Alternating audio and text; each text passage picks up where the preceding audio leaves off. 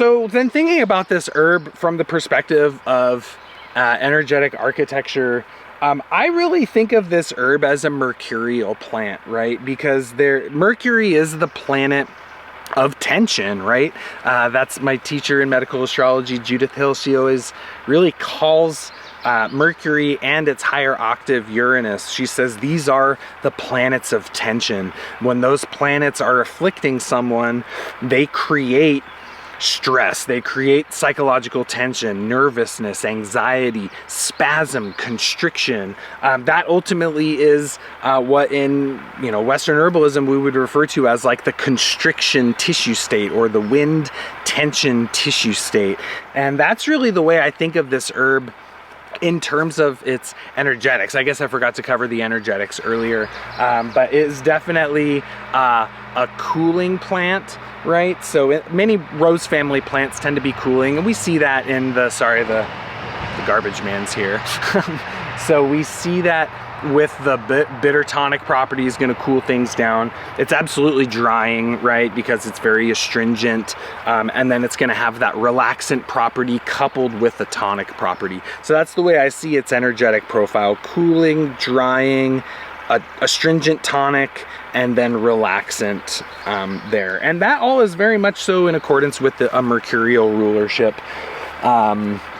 Yeah, the paradoxical aspect in a way of it being a tonic relaxant is very mercurial, right? Mercury is like what bridges polarities, right? It's the archetype that kind of sits right in the middle, and so in that way, whenever I sometimes see like maybe a paradoxical property in an herb or something that kind of in a way kind of on the surface doesn't really make sense, I sometimes think of Mercury. I'm like, oh, Mercury's being tricky. But then all the ways this plant relaxes tension is very much so kind of a mercurial property. And just that whole pattern I described, like that psychological pattern, is definitely like a mercurial dynamic, right? It's like there's a facade on the surface, but something else going internally.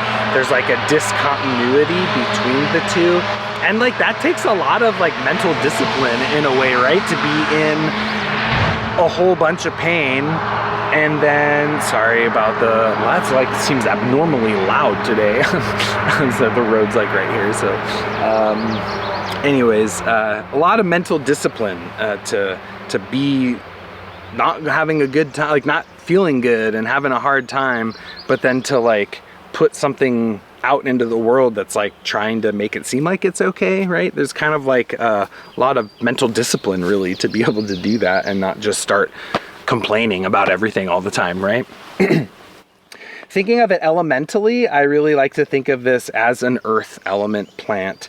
And the reason for that being is because one of its main virtues is as an astringent, right? Astringents, I like to think of astringents as, or the relaxed tissue state as it's like a lack of earth element that is unable to hold in the water element or the fluid. So the earth can't hold in, it's like an earth weakness or deficiency that's causing an excess of fluids to leak or to spread, to passively flow where they shouldn't flow, either internally in the body or flowing out of the body.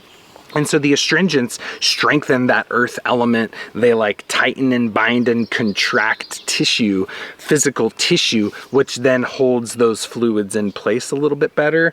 And so that's the way that I think of agrimony, is it's like, and that's that opposition, right? So you have the earth element, the most fixed of the elements, with the astringency, tightening, binding, and then you have the mercurial aspects working on the tension and the nerves and all of that. And so those two coming together, to me, really exemplify the overarching nature of this plant.